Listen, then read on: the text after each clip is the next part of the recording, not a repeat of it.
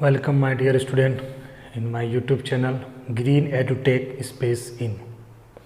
मैं आपका वेलकम है माय डियर स्टूडेंट। जैसा कि मैं बार बार कहता हूँ कि बेसिक पर फोकस करो। बेसिक जितना स्ट्रॉन्ग हो जाएगा थ्योरी भी उतना ही स्ट्रॉन्ग हो जाएगा, और थ्योरी जितना स्ट्रॉन्ग हो जाएगा तो आपका न्यूमेरिकल ऑब्जेक्टिव क्वेश्चन किसी भी तरह का प्रॉब्लम में कोई भी प्रॉब्लम नहीं रहेगा। इसलिए बेसिक को मैं बार बार कह रहा हूँ कि बेसिक को अच्छे से फोकस करो। बेसिक अगर तुम्हारे पास ऐसे नॉलेज हो जाएगा तो बाकी चीज़ों का कोई इशू रहेगा ही नहीं। तो पिछले जैसे कि मैंने 3 वीडियो में सॉलिड एंड सॉलिड के टाइप्स के बारे में, फिर हमने क्रिस्टलाइन सॉलिड के टाइप्स के बारे में पढ़ा। क्रिस्टलाइन सॉलिड के टाइप्स में जो भी बॉन्ड वगैरह की बातें थी वो सारे मैंने किया पिछले क्लासों में। आज हम लोग आगे बढ़ते हुए पहुँच गए चौथे वीडियोज़ में, ठीक है, जिसमें हम पढ़ेंगे crystal lattice and unit cell. साथ में इसमें हम लोग ये जानेंगे कि क्रिस्टल लैटिस और यूनिट सेल में क्या डिफरेंस है और ये क्या चीज़ है। साथ में हमको ये भी चीज़ जानने के लिए मिलेगा कि इससे किस तरह से क्वेश्चन पूछा जाता है, जो मैं आपको बाद में बताऊंगा कि इससे कैसे क्वेश्चन आएगा, कैसे आप प्रॉब्लम को सॉल्व करेंगे, कैसे आपको ऑब्जेक्टिव पूछेगा, कैसे आपको थ्योरी पूछेगा। इन सारी चीज़ों को आप देखेंगे। अब हम आ जाते हैं मेन मुद्दे पर कि अगर आपको कहीं पर भी समझने में कोई भी दिक्कत आ रहा है, कोई भी प्रॉब्लम्स आ रहा है, तो आप जो है कमेंट में कमेंट कर करके अपना क्वेश्चन कर सकते हैं, या फिर मेरे कॉन्टैक्ट नंबर पे आप अपना मैसेज भेज सकते हैं, व्हाट्सएप पे भेज करके अपना प्रॉब्लम को सॉल्व करा सकते हैं, जिसको मैं आपको सॉल्व करके आपके कमेंट पे दे दूंगा, या फिर मैं किसी भी पेज में सॉल्व करके मैं आपको सेंड कर दूंगा। तो मैं आपके हर प्रॉब्लम को भी सॉल्व करने के लिए तैयार हूँ। आप अपना कमेंट में कमेंट कर सकते हैं। और अगर अभी तक आपने हमारा यूट्यूब चैनल को सब्सक्राइब नहीं किया है तो प्लीज़ हमारे चैनल को सब्सक्राइब कर दें, बेल आइकन को प्रेस कर दें, ताकि मेरा जितना भी वीडियो आता रहे सबसे पहले आपको नोटिफिकेशन मिले। ठीक है, वेलकम। चलिए अब हम लोग आगे बढ़ते हैं मुद्दे पर। सबसे पहला हमारा टॉपिक है क्रिस्टल लैटिस। क्रिस्टल लैटिस किसको कहेंगे? What is crystal lattice? Crystal lattice को एक्चुअल में ब्रेवेज लैटिस भी कहा जाता है। तो आखिर ये होता क्या है, ये किस तरह से बनता है, हम इसमें करते क्या है? ठीक है, तो जैसा कि हम आपको दिखाना चाहेंगे कि क्रिस्टल लैटिस क्या होता है, तो एक जो क्यूब होता है ना, जैसे देखिए ये क्यूब मैं बना रहा हूँ,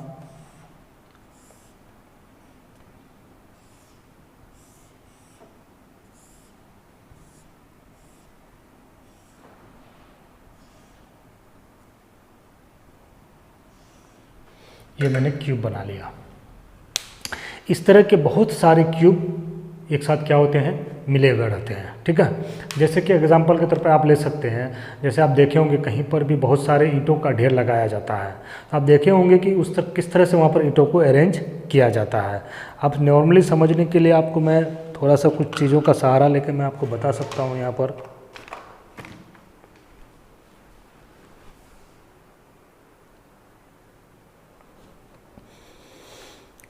जैसे आप देख सकते हैं कि ये हमारा इनका एक डब्बा है, ठीक है, इसको हम क्यूब मान लेते हैं।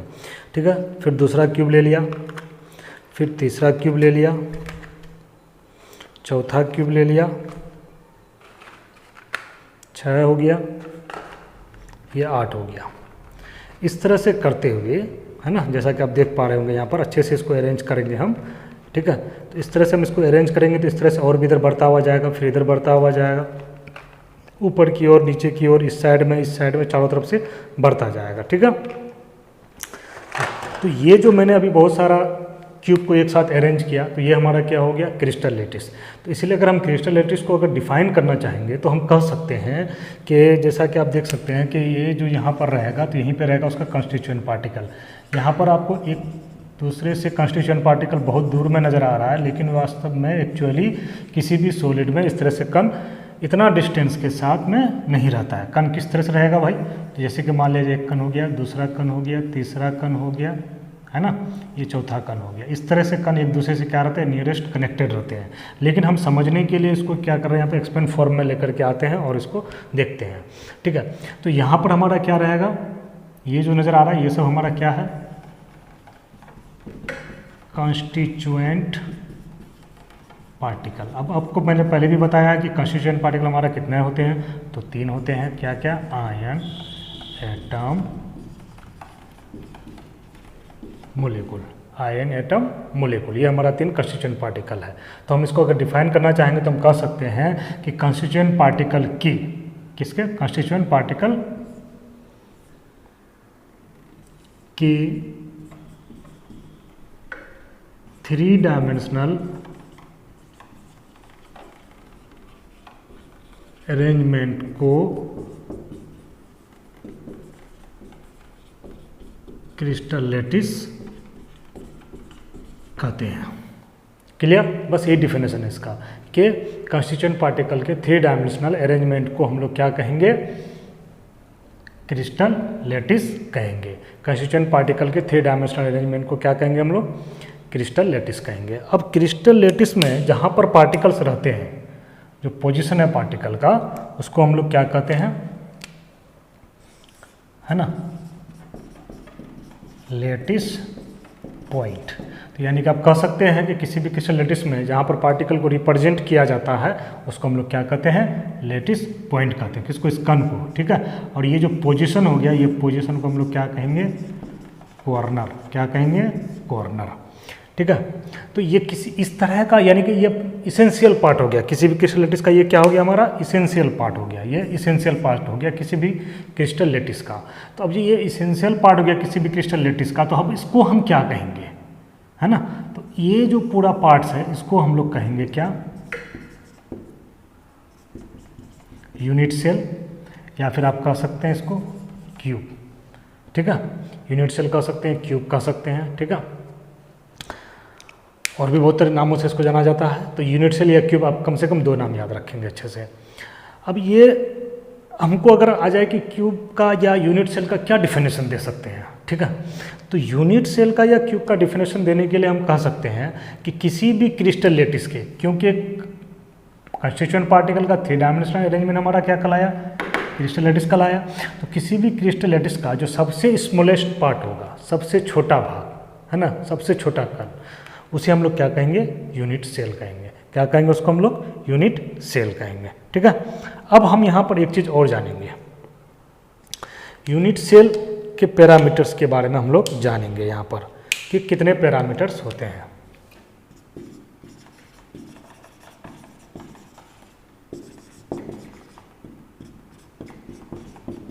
Parameters of unit cell.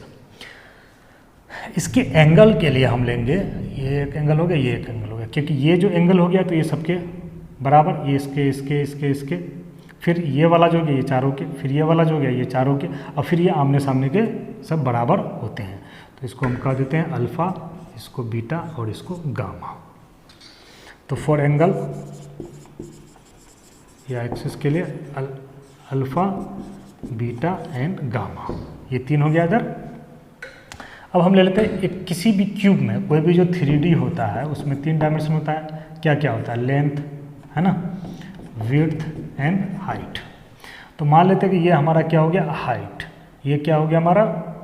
Length. ये क्या हो गया हमारा? विड्थ। तो हम क्या मान लेते हैं? लेंथ को A मान लेते हैं, विड्थ को B मान लेते हैं और हाइट को C मान लेते हैं, है ना। तो इसके लिए फिर क्या हो गया? यानी कि साइड के लिए A B C, तो टोटली कितना हो गया ये? है ना, 6। तो पैरामीटर कितने हैं किसी भी यूनिट सेल में? 6। अच्छे से याद रखना है। Alpha beta gamma A B C. Alpha beta gamma for angle, A B C for side या एक्सिस, जो भी आप कहें, उसके लिए हमारा ये 3 हो गया। ठीक है। अब इतना कुछ जानने के बाद, यूनिट सेल के बारे में जानने के बाद, क्रिस्टल लैटिस के बारे में जानने के बाद, उसके पैरामीटर को जानने के बाद, अब हम कुछ और स्टैंडर्ड चीज़ को जानेंगे कि ये यूनिट सेल हमारा कितने टाइप का होता है। तो चलिए अब हम बात करते हैं टाइप्स ऑफ यूनिट सेल। अगर आपको इनमें से कुछ भी उतारना हो तो उतार लें, या फिर वीडियो को पॉज करके आराम से पूरे वीडियो को अच्छे से देखें। मैं लास्ट में आपको इसके क्वेश्चन के बारे में भी बताऊंगा, और साथ में अगर आपका कोई भी प्रॉब्लम्स हो तो आप कमेंट में कमेंट कर करके अपने प्रॉब्लम को सॉल्व करा सकते हैं। ठीक है। अब हम बात करेंगे type of unit cell. Type of unit cell generally हमारा 2 टाइप्स का यूनिट सेल है। कितने टाइप का है? 2 टाइप का। एक है हमारा प्रिमिटिव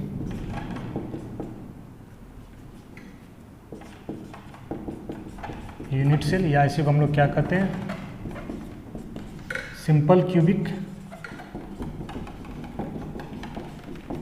यूनिट सेल, इसको इन शॉर्ट में आप कह सकते हैं बहुत को, इसको ऐसे हम लोग SCG करके याद रख सकते हैं। और ये होता है हमारा सेंट्रेड यूनिट सेल। चलिए सबसे पहले हम इसके बारे में बात कर लेते हैं, है ना, सिंपल क्यूबिक यूनिट सेल के बारे में। सिंपल क्यूबिक यूनिट सेल का क्या मतलब है कि देखिए सब चीज़ बना हुआ किससे रहेगा, कंस्टिट्यूएंट पार्टिकल से, क्योंकि कंस्टिट्यूएंट पार्टिकल ही अगर हमारे पास नहीं होगा तो यूनिट सेल बनेगा नहीं बनेगा। तो कंस्टिट्यूएंट पार्टिकल हमारा सबसे इम्पोर्टेंट चीज़ हो गया इसमें, ये हमने बना दिया। अब इसका अगर हम लोग अगर डेफिनेशन की बात करना चाहेंगे कि अगर हम कहेंगे किसको सिंपल क्यूबिक यूनिट सेल, तो इसका सिंपल सा डायलॉग ये होगा हमारा कि ऐसा यूनिट सेल, ये यूनिट सेल हो गया, ऐसा यूनिट सेल जिसमें पार्टिकल केवल यूनिट सेल के कहाँ पर हो, ये कॉर्नर पे प्रेजेंट हो। ऐसा यूनिट सेल जिसमें कंस्टिट्यूएंट पार्टिकल केवल यूनिट सेल के कॉर्नर पे प्रेजेंट हो। ये पोजीशन हमारा कॉर्नर का कहलाता है ना, मैं पहले ही आपको बता चुका हूँ, ठीक है, कॉर्नर पे प्रेजेंट हो। इसमें साथ साथ में हम यूनिट सेल में और भी कुछ चीज़ों को जानेंगे, ठीक है। अब क्या जानेंगे, तो अब ये जैसे कि ये कॉर्नर कहलाया, तो इस तरह से इनका ये पोजीशन बनाएंगे, हम नाम रख देते हैं ABCD। तो इस तरह से जो ये ABCD हो गया ना, ये ABCD, ठीक है, इसको क्या कहिएगा आप, फेस, क्या कहेंगे, फेस, ठीक है। और ये सब जो है इस तरह का जो आपको नज़र आ रहा है, इसको आप क्या कहेंगे, ADGE, एज, ठीक है, कॉर्नर हो गया, फेस हो गया, एज हो गया, ठीक है। अब इसमें एक चीज़ और सीखेंगे हम लोग कि आखिर कॉर्नर्स है कितने टोटल्स, उसको भी जान लेते हैं हम लोग इसके साथ साथ में। तो ये जितना भी आपको नजर आ रहा था 1 2 3 4 5 6 7 8, दैट मीन्स कॉर्नर टोटल कितना होगा हमारा 8। अब अगर हम फेस की बात करें तो ये जैसे कि यहाँ पर एक फेस हो गया, इसके अपोजिट में ये वाला फेस 2 हो गया, ये 3, इसके अपोजिट में ये 4। अब फिर जो ये नज़र आ रहा है आपको ये हो गया 5, इसके पीछे जो ये वाला नज़र आ रहा है आपको ये हो गया 6। तो अब ये फेस हो गया हमारे पास 6। अब हम एज की बात करेंगे, तो अब एज में देखिए ऐसे गिनिए 1 2 3 4, ठीक है, 5 6 7 8, ठीक है, 9 10 11 12, तो एज हो गया हमारे पास 12। अब 2 और एक्स्ट्रा चीज़ मैं आपको यहाँ पर बताना चाहूँगा, ठीक है। इसको फिलहाल मैं यहाँ पर साफ कर देता हूँ ताकि आपको ज़्यादा प्रॉब्लम ना रहे समझने में।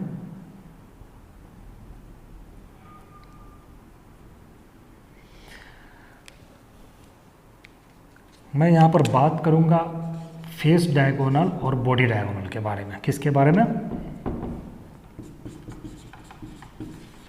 Face diagonal and body diagonal, ठीक है।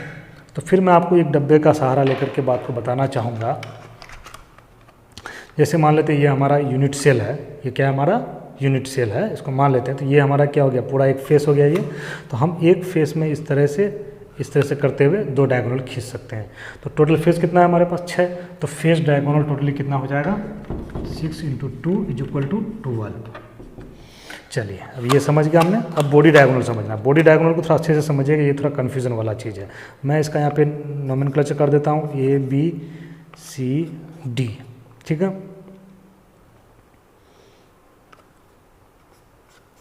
EFGH,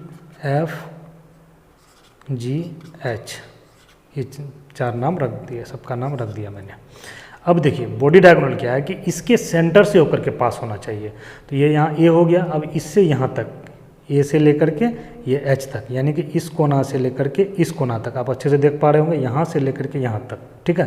अब फिर अब जब यहाँ से लेकर के यहाँ तक हम खींच लेंगे तो फिर यहाँ से लेकर के यहाँ तक, तो यानी कि इन दोनों कॉर्नर और इन दोनों कॉर्नर से 2 बन गया। फिर उसी तरह से इन दोनों कॉर्नर और इन दोनों कॉर्नर से मिला करके 2 बन गया। तो टोटली हमारा बॉडी डायगोनल हो जाएगा 4। किसमें, इन 1 यूनिट सेल, इन 1 यूनिट सेल में। अच्छे से याद रख लेंगे, कॉर्नर 8 हो गया, फेस 6 हो गया, फेस डायगोनल 12 हो गया, बॉडी डायगोनल 4 हो गया और एज 12 हो गया। इन सब चीज़ों को अगर आप अच्छे से याद रखेंगे तो आपको न्यूमेरिकल्स बनाने में या पैकिंग एफिशिएंसी जो आगे हमारा टॉपिक आएगा वो सबको समझने में और बनाने में बहुत आसान हो जाएगा। तो अब हम बात कर रहे थे सिंपल क्यूबिक यूनिट सेल में, तो फिर वहीं पर एक बात को लेकर चले जाते हैं कि ऐसा यूनिट सेल जिसमें पार्टिकल केवल यूनिट सेल के कॉर्नर में प्रेजेंट हो उसको हम लोग क्या कहेंगे, सिंपल क्यूबिक यूनिट सेल कहेंगे। उसको क्या कहेंगे हम लोग, सिंपल क्यूबिक यूनिट सेल कहेंगे। नेक्स्ट अब हम बात करेंगे सेंटेड यूनिट सेल के बारे में। सेंटेड यूनिट सेल का डिफिनेशन का अगर हम बात करें तो कह सकते हैं कि ऐसा यूनिट सेल जिसमें पार्टिकल कॉर्नर के अलावे, ऐसा यूनिट सेल जिसमें पार्टिकल क्या हो, कॉर्नर के अलावे। चलिए हम एक यूनिट सेल पहले यहाँ बना लेते हैं।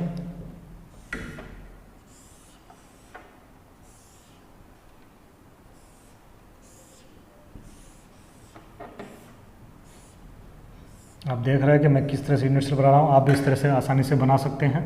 ठीक है, ये हमारा यूनिट सेल बन गया पूरा। यहाँ पर मैं पार्टिकल्स को दिखा देता हूँ।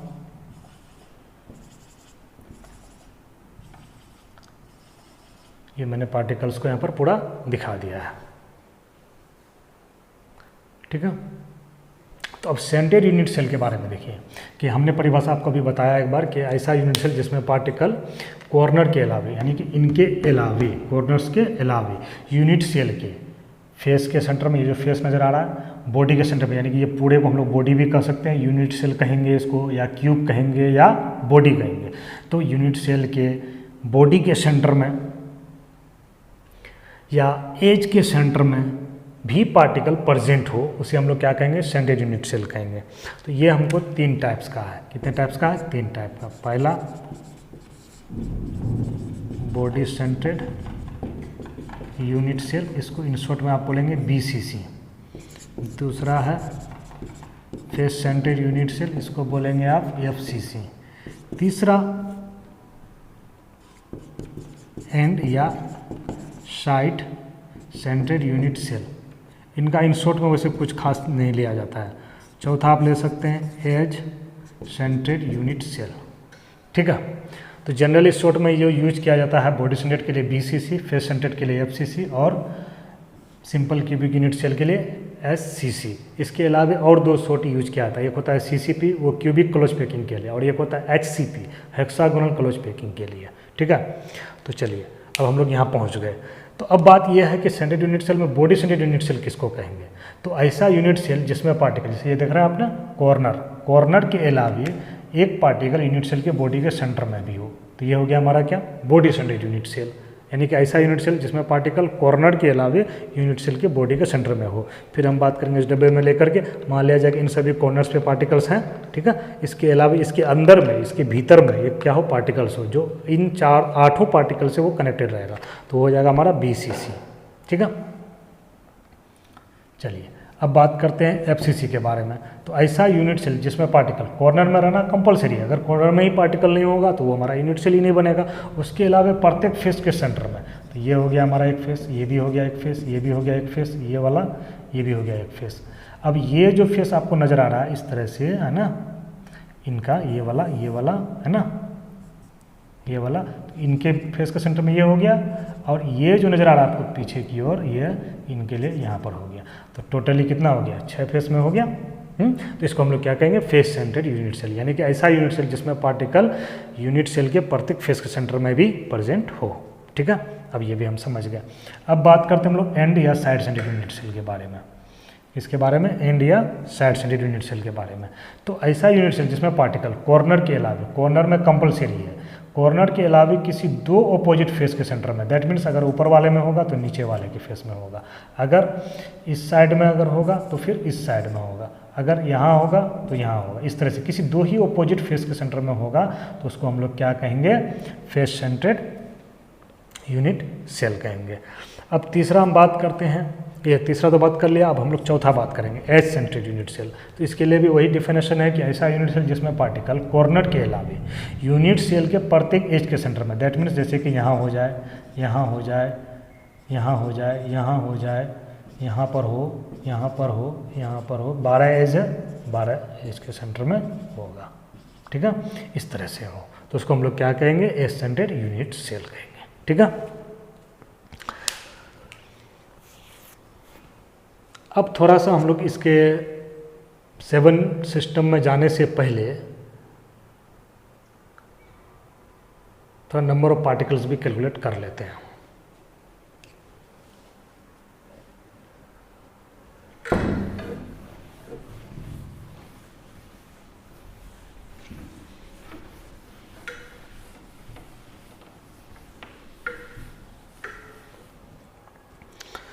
जैसे क्या है, यहाँ पे हम लोग लिख लेते हैं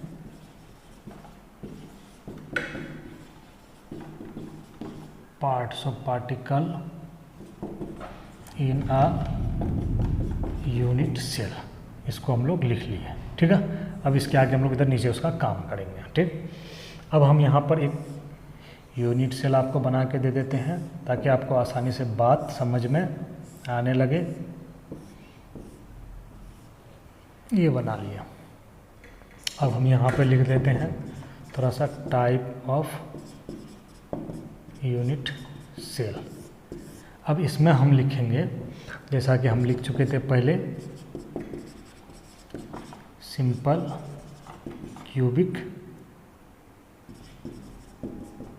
यूनिट सेल, ठीक है।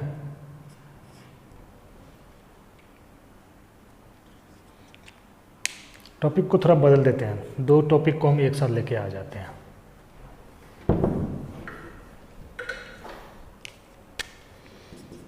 यहाँ लिख देते हैं नंबर ऑफ पार्टिकल इन अ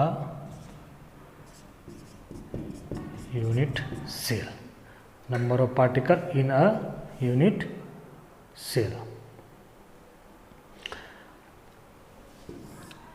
ठीक है।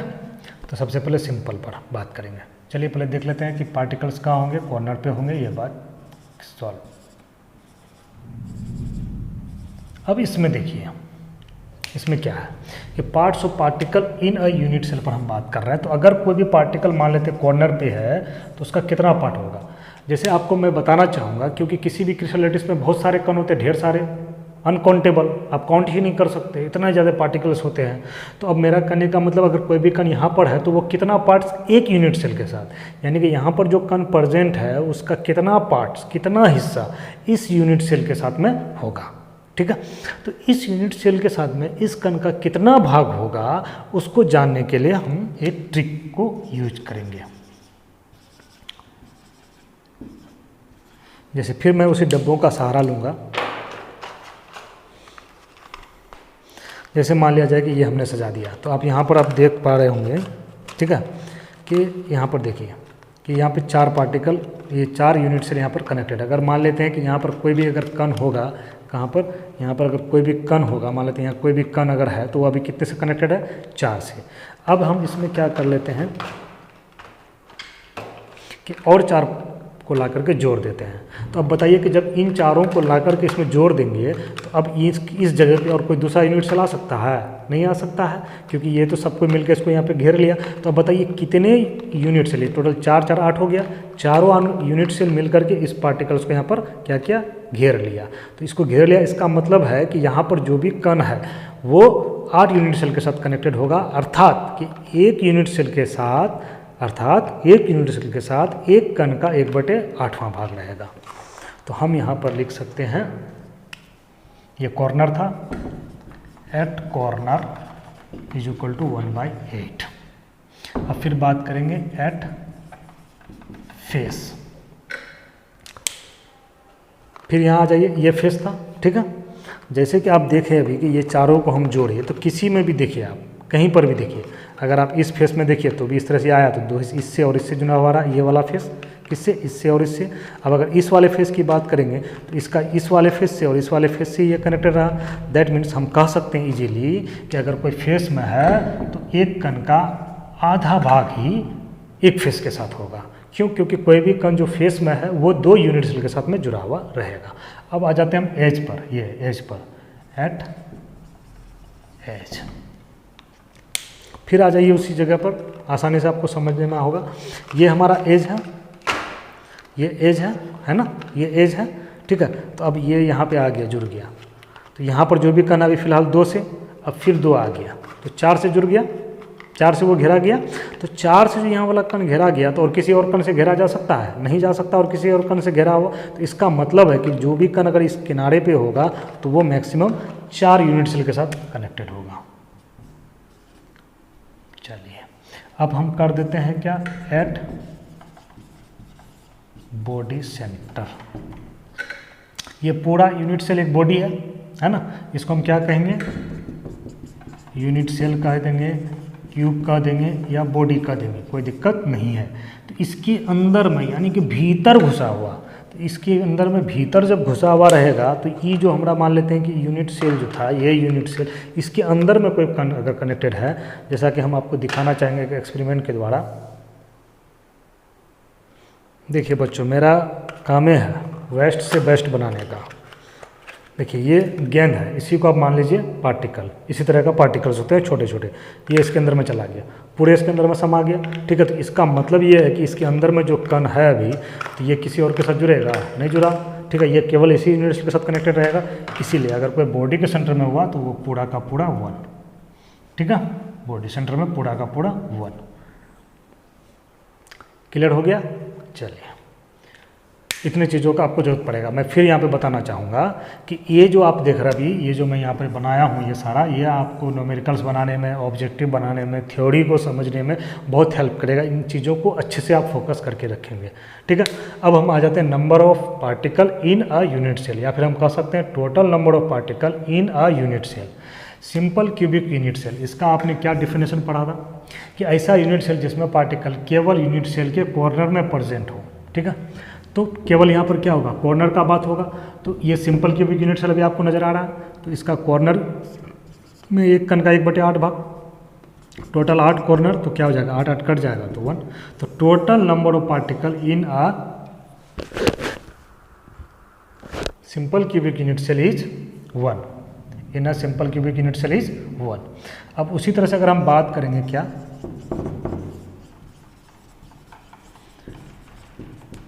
बॉडी सेंट्रेड यूनिट सेल का, तो इसका आपने परिभाषा क्या पढ़ा था कि ऐसा यूनिट सेल जिसमें पार्टिकल यूनिट सेल के कॉर्नर के अलावे एक बॉडी के सेंटर में भी हो, ठीक है।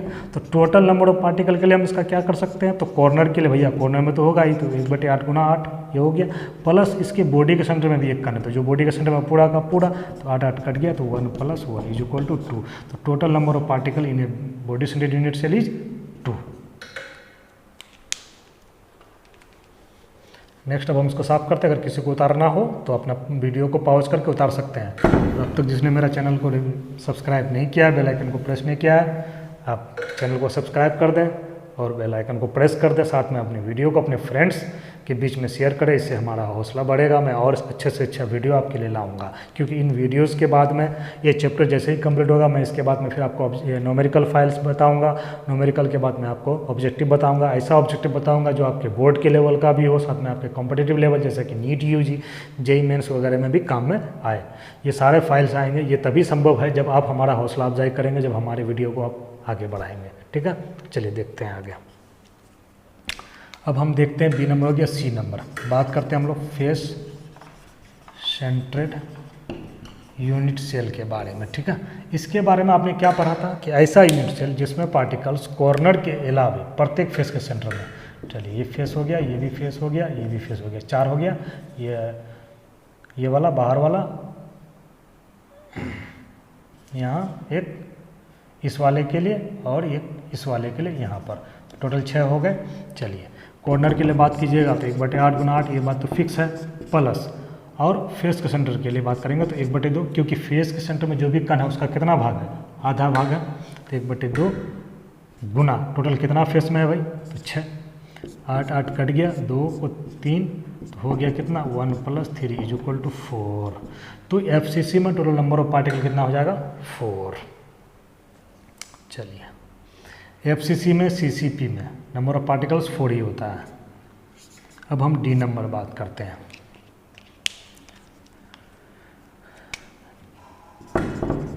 एंड या साइड सेंट्रेड यूनिट सेल, इसमें हम बात करेंगे। तो इसमें जो बात करते हैं तो क्या हो गया, कॉर्नर के लिए 1/8 गुना 8 प्लस हमने इसमें क्या पढ़ा था कि ऐसा यूनिट सेल जिसमें पार्टिकल कॉर्नर के अलावे किन्हीं 2 अपोजिट फेस में, यानी कि ऊपर वाले में होगा तो नीचे वाले में, इधर वाले में तो इधर वाले में, तो इसके लिए क्या करेंगे 1/2 गुना 2, क्योंकि 2 ही फेस में और एक फेस में एक कण का आधा भाग,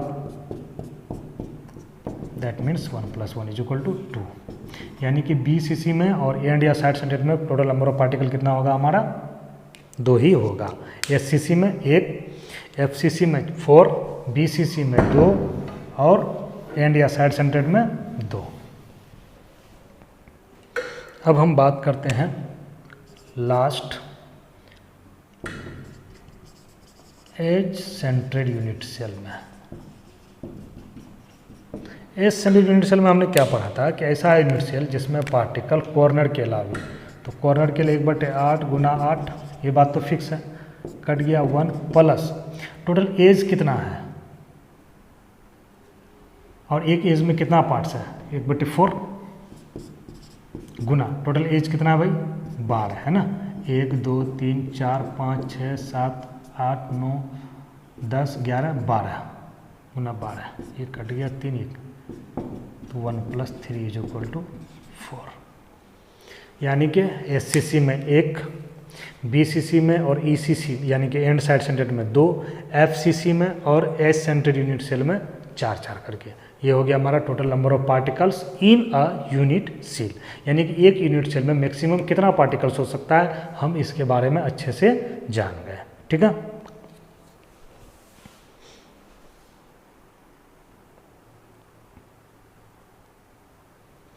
तो जैसा कि हम लोगों ने देखा यूनिट सेल में टोटल 6 पैरामीटर्स थे और फिर यूनिट सेल का टाइप देखा, उन सब को मिला करके एक आपके लिए ये समरी है। जैसे कि यहाँ पर आपके पास लिखा हुआ है कि the 7 crystal system, the 7 crystal system. ये क्रिस्टल सिस्टम यहाँ पे लिखा गया 6 cubic, tetragonal, orthorhombic, hexagonal, rhombohedral और ट्राइगोनल, मोनोक्लिनिक, ट्राइक्लिनिक, ये 7 हो गया। अब देखिए क्यूबिक जो है, ये क्यूबिक इसका ब्रेवेज लेटिस केवल SCC होता है, यानी कि BCC FCC सब नहीं होता है। इसका जो एक्सियल एंगल था यानी कि 6 पैरामीटर में से ABC for length, alpha beta gamma for angle, तो ये सब बराबर होगा अब तीनों आपस में, यानी कि कम्प्लीटली क्यूब होगा और एंगल भी 90 डिग्री होगा। Example NaCl, ZnS, CO।